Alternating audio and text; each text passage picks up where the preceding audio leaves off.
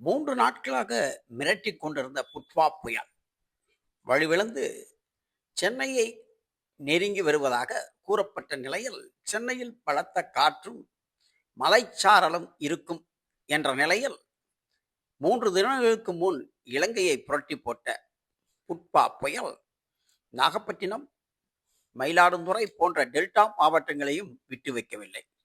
புதுச்சேரியிலும் கனமழை. இதையடுத்து புதுச்சேரி மாநில கல்வித்துறை அமைச்சர் நமச்சிவாயம் இன்று புதுச்சேரி மற்றும் காரைக்காலில் பள்ளிகளுக்கு மட்டும் விடுமுறை அறிவித்துள்ளார்.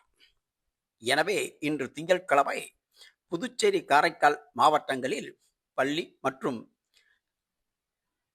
தனியார் பள்ளிகளுக்கும் விடுமுறை அறிவிக்கப்பட்டுள்ளது. தமிழகத்தில் விடுமுறையை பற்றி எந்தவிதமான அறிவிப்பும் இதுவரை வரவில்லை என்பதே முக்கிய செய்தி.